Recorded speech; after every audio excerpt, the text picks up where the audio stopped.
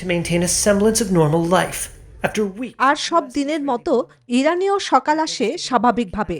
Coffee শপে তরুণদের আড্ডা, পার্কে পারিবারিক আড্ডা, সব মিলিয়ে এক স্বাভাবিকতার ছবি দেখা যায়।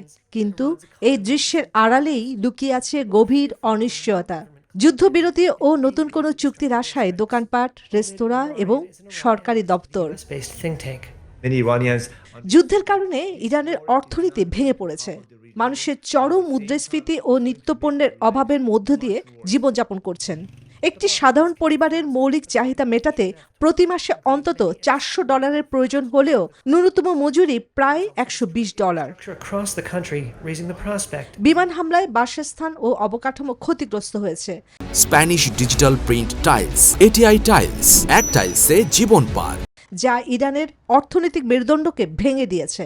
এছাড়া চলমান অভূতপূর্ব ইন্টারনেট ব্ল্যাকআউট সাধারণ মানুষকে বাইরের বিশ্ব থেকে বিচ্ছিন্ন করে দিয়েছে। ব্যবসা ও যোগাযোগের ক্ষেত্রে পড়েছে ভয়াবহ প্রভাব। বিশ্লেষকদের মতে এই যুদ্ধ শাসন ব্যবস্থাকে বদলাতে না পারলেও অর্থনৈতিক দুর্দশা আরও বাড়াবে। নিষেধাজ্ঞা, সংঘাত ও অনিশ্চয়তার চাপে ইরানিদের ভবিষ্যৎ এখন আরও অন্ধকার।